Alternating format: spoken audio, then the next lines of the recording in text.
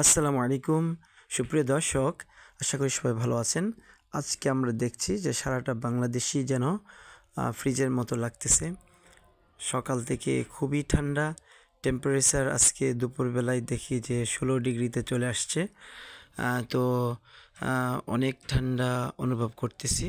তো আমি অফিস থেকে ফিরছি, এসে দেখলাম যে আমার বাবাজি মাটির চুলা জ্বালিয়ে তো এখানে ফুলকপির পাকোড়া তৈরি করবে, এর প্রস্তুতি নিচ্ছে। তো আমিও এসে শরিক হইলাম। তো আসলে এই ঠান্ডার মধ্যে আগুনের কাছে, মাটির চুলার কাছে এই কাজগুলো করতে বেশ স্বাচ্ছন্দ্য বোধ করছে আমার বাবাজি। তো আমিও এখানে একটু এই কাজে অংশ নিলাম। তো আসলে অনেক ভালো লাগতেছিল এত ঠান্ডার মধ্যে আগুনের কাছে। তো আজকে আবার আমাদের গ্যাসও ছিল না।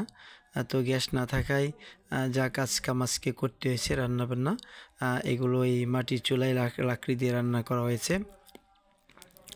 তো আমার জন্য ওয়েট করতেছিল যে ফুলকপির পাকোড়া তৈরি করবে, আমি এসে গরম গরম খাবো। তো আমি এসে তার সাথে শরিক হয়ে গেলাম, আর আমি কিছু কাজে হেল্প করতে থাকলাম। তো এখানে ফুলকপির পাকোড়া তৈরি করা হচ্ছে, সেটা হচ্ছে চাউলের গুঁড়া ছিল, চাউলের গুঁড়াকে মশলা দিয়ে মেখে ফুলকপি পিস পিস করে এটাকে সিদ্ধ করে মাখিয়ে তারপরে সরিষার তেল গরম করে তার মধ্যে সুন্দর করে ভেজে নিয়ে পাকোড়া তৈরি করা হচ্ছে। তো এটা আসলে খাইতে অনেক ভালো লাগে, আমার বাচ্চারা অনেক পছন্দ করে। তো আজকে এটা একটা ছিল আকর্ষণ। এক হচ্ছে মানে খুব এনভায়রনমেন্টে আজকে এরকম যে একটু গরম বা এরকম ভাজা ইত্যাদি তেলে ভাজা খাবার খাইতে অনেক ভালো লাগতেছে, এমন একটা পরিবেশ আজকে। তো আমার বাবা তো একেবারে খুবই এনজয় করতেছে, সে লাকড়ি এনে দিচ্ছে, আগুন জ্বালাচ্ছে, তারপরে যা যা করা দরকার আনুষঙ্গিক সবই করতেছে খুবই আনন্দের সাথে। তো খুব আনন্দ পাচ্ছে। তো আমিও সেই আনন্দের সাথে শরিক হইলাম, তাদের আনন্দটা আরও অনেক বেড়ে গেছে আমার পার্টিসিপেশন। তো আমারও অনেক ভালো লাগলো যে সেই আমি দেখলাম যে একটা গরম গরম আমার প্রিয় একটা খাবার তৈরি হচ্ছে, তো এটা খাওয়া যাবে। তো আমিও তাদের সাথেই আজকে সমান ভাগে আনন্দ উপভোগ করছি। তারপরে আরেকটা হচ্ছে পেঁয়াজের যে ফুল, পেঁয়াজের ফুলটাও এই মানে ওই চাউলের গুঁড়ার যে দিয়ে মেখে এটাও ভেজে নেওয়া হবে। তো এটাও আসলে অনেক মজার একটা খাবার। তো সচরাচর আসলে আমাদের দেশে এটা সব জায়গায় আসলে হয়তো বা খেয়ে অভ্যস্ত না, কিন্তু যারা মানে খেতে চান আসলে বানিয়ে খেতে পারেন। অ্যাকচুয়ালি ভালোই লাগে। আমিও এরকম খাইনি আগে, তো এটা বেশ ভালো একটা মজাদার খাবার। তো যাক, ফুলকপির পাকোড়া তো বেশ কিছু ভাজা হয়ে গেছে, তো খাবারের জন্য তো খুব মন চাচ্ছে।